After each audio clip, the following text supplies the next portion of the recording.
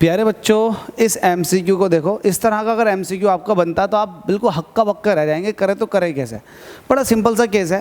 देखो यहाँ पर दो कॉम्बिनेशन दे रखे हैं, एक दे रखा आपको प्लेनो कॉन्वेक्स का और एक दे रखा प्लेनो कॉनकेव लेंस का। इसका रिफ्रैक्टिव इंडेक्स n1 है और इसका रिफ्रैक्टिव इंडेक्स n2 है। तो इन दोनों के आप अलग अलग फॉर्मूले लगा लो।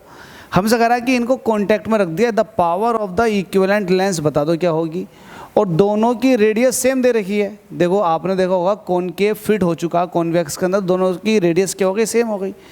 तो आप जरा दोनों की रेडियस का, अगर रेडियस इन दोनों की r दे रही है तो इनकी फोकल लेंथ का फॉर्मूला बताओ।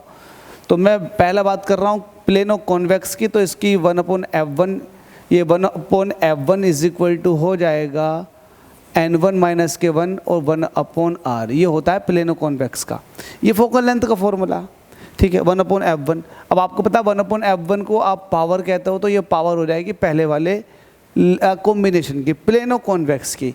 ऐसे आप प्लेनो कॉनकेव की बात करोगे तो ये हो जाएगा 1/f2।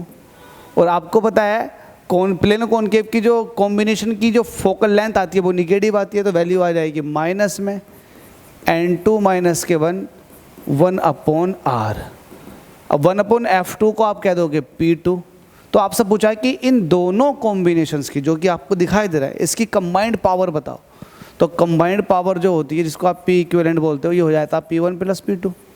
तो आप इन दोनों पावर्स को ऐड कर दो, तो p1 प्लस p2, p1 की वैल्यू कितनी है n1 माइनस के 1/r। इसमें ऐड करनी है ये वाली माइनस n2 माइनस के 1/r ये। अब यहाँ से 1/r को कॉमन ले लेंगे, n1 माइनस के 1 माइनस माइनस से अंदर multiply n2 minus minus plus का 1।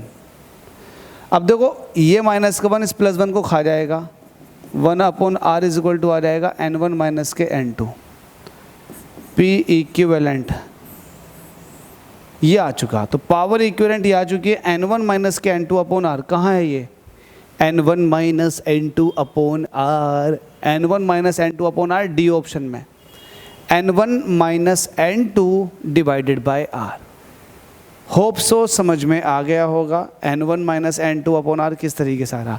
अब देखो इन्होंने n2 माइनस n1/r भी दे रखा, तो होशियारी से n1 माइनस n2/r आएगा, क्योंकि कॉम्बिनेशन की पावर जब आप निकालोगे तो p1 प्लस p2 हो जाएगा। p1 मतलब पहले वाले कॉम्बिनेशन की power, that is n1 minus के 1 और यहाँ 1/r, और दूसरे वाले हैं माइनस के n2 माइनस के 1।